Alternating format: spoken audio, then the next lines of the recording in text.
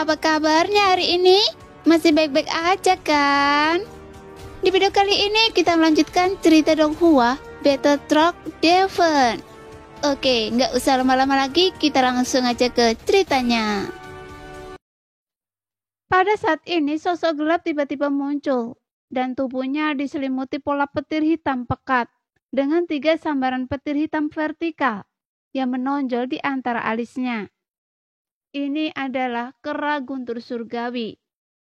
Namun kekuatannya berbeda dari yang dibunuh Xiaoyan sebelumnya, karena sosok ini jauh lebih kuat. Setidaknya dia memancarkan aura dahsyat yang mencapai tingkat ketiga alam 9 elemen. Kembalikan nyawa anakku. Sebuah raungan memekakkan telinga menggema saat Raja Kera Guntur Surgawi memukul dadanya dengan ganas. Setiap kali memukul, sambaran petir yang dahsyat menyambar dari tubuhnya, kemudian menyambar ke arah Xiaoyan. Segera tanda bintang putih berkelap-kelip di antara alis Xiaoyan. Jadi dengan kekuatan tubuh fisik roh Yuan Shen alam kuno, membuat sambaran petir itu tak berbahaya. Bagi Xiaoyan itu seperti geli. Dan dengan tatapan tajam, Xiaoyan menerjang Raja Kera Guntur Surgawi. Sesaat kemudian, tinju mereka berdua beradu dengan sengit di udara. Raja Kera Guntur Surgawi diselimuti oleh sambaran petir yang tak terhitung jumlahnya. Sementara Xiaoyan tetap tak bergerak, namun tinjunya yang dahsyat seakan mampu menghancurkan segalanya.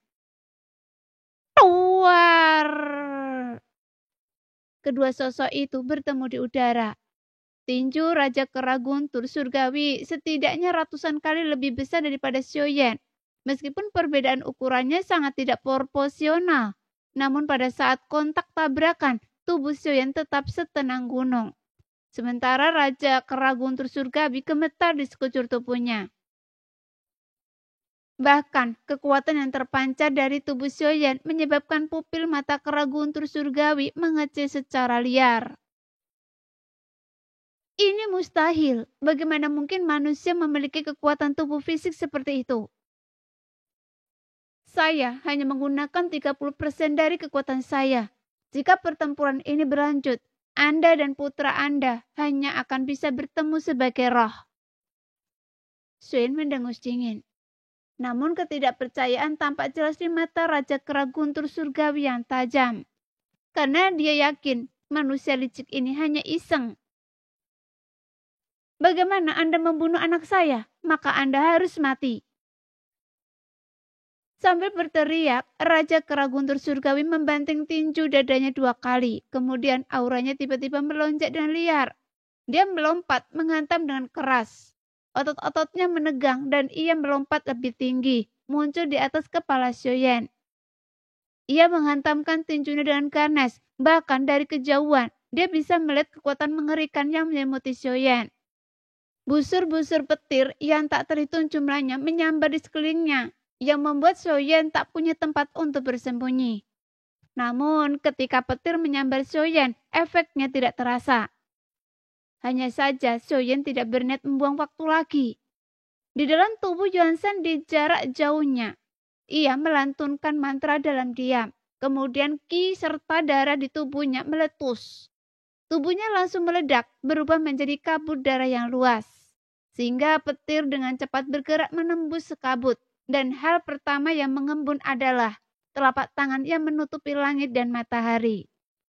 Di bawah telapak tangan ini, Raja Kera Guntur Surgawi yang besar bahkan tampak seperti semut. Tak berdaya menyaksikan telapak tangan raksasa itu. Bagaikan jurang yang tak teratasi menghampirinya.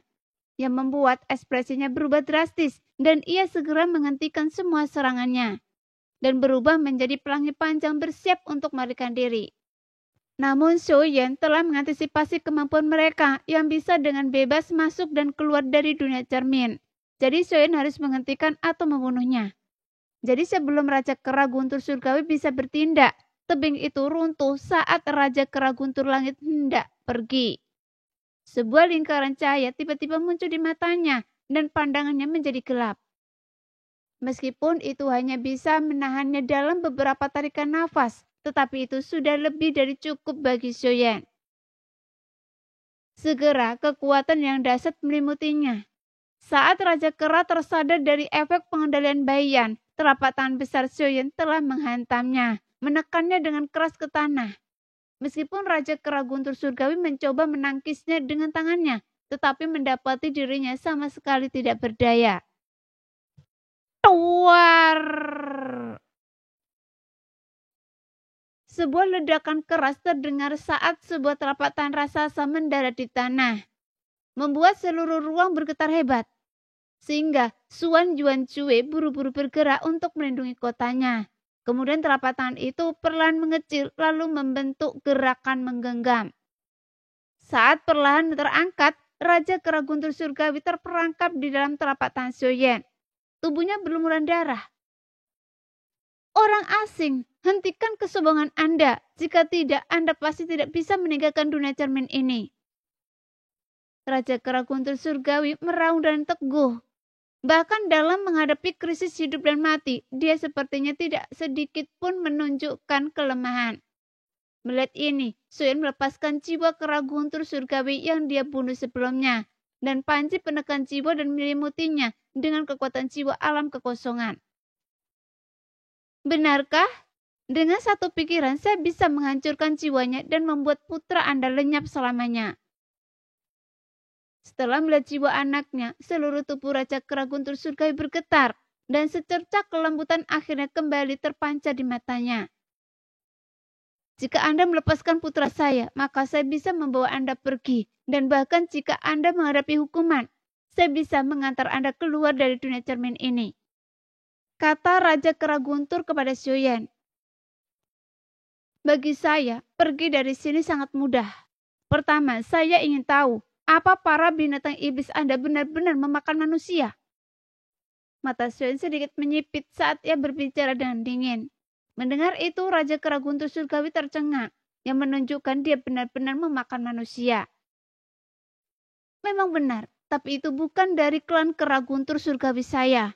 Di dunia Sanhe, kanibal tak terhitung jumlahnya. Dan Anda orang luar, jangan coba-coba mengubah aturan dunia Sanhe. Umat manusia lemah, dan itu karena aturan. Kata Raja Kera Guntur Surgawi, dan kata-katanya memang benar. Bagaimanapun Xiaoyan adalah orang luar, dan sulit bagi manusia untuk bertahan hidup di dunia ini. Karena itulah aturannya, yang kuat dihormati, dan yang terkuat terhadap hidup. Memang, apa hak Xiaoyan untuk memerintah dunia Sanhe? Bagaimana jika saya tidak punya hak untuk memerintah umat manusia di dunia Sanhe? Saya di sini untuk mencari seseorang. Jika terjadi sesuatu pada orang yang saya cari, maka dunia Sanhe Anda akan menanggung akibatnya, terlepas dari kualifikasi Anda. Gumam Xiaoyan. Jelas Xiaoyan sekarang menjadi pribadi yang jauh berbeda, yang cukup kuat untuk ditantang. Tentu saja dia juga tahu bahwa di dunia Sanhe selalu ada orang yang bisa melampauinya, dan dia tidak boleh terlalu sombong. Namun Raja Kera Guntur Surgawi masih tampak bersemangat, jadi Xiaoyan bertindak lebih agresif. Berharap dapat menarik lebih banyak makhluk kuat dari dunia cermin. Pernahkah Anda melihat seorang pria menghunus tombak dengan kekuatan dewa abadi? Tanya Xiaoyan. Sebelumnya, Xiaoyan masih belum melakukan pencarian jiwa secara langsung, jadi dia tidak tahu detailnya. Mendengar itu, Raja Kera Guntur Surgawi tampak berpikir. Jelas belum lama berlalu, jadi dia masih ingat. Iya, belum lama ini dia juga menyebabkan kekacauan besar di dunia cermin ini, yang akhirnya memicu serangan dari 3 dewa. Tapi saya tidak tahu detailnya. Kata Raja Kera Guntur Surgawi perlahan. 3 dewa? 3 dewa yang mana? Ceritakan lebih banyak. Lanjut Xiaoyan. Para pemimpin 3 ras besar. Pohon iblis Shenluo, monster laut Changming, dan anjing langit melolong. Mereka semua telah tiba di dunia cermin dan mengambil tindakan. Di bawah pengepungan seperti itu, umat manusia itu tentu saja tidak bisa melawan. Raja Kera Guntur langsung berkata perlahan. Tidak ada naga, gumam Xiaoyan. Secara logis, status naga di dunia gunung dan lautan tidak perlu dipertanyakan lagi, dan mereka memiliki individu-individu terkuat. Tidak. Para naga saat ini terkunci dalam perang garis keturunan dan tidak punya waktu untuk mengurus tempat ini, kata Raja Kera Guntur Surgawi. Apakah ketiga ras ini dianggap ras teratas di dunia gunung dan lautan? Suen terus menggoda. Tidak. Dunia Sanhai hanya memiliki dua ras terkuat, yang terbesar jumlahnya, dan memiliki cabang kolateral terbanyak. Mereka adalah ras naga dan ponik. Tetapi sekarang keduanya berjuang untuk mengurus diri sendiri, membiarkan ras lain berkembang. Inilah rahasia dunia Sanhai kami. Setelah menceritakan begitu banyak kepada Anda, maukah Anda melepaskan kami berdua?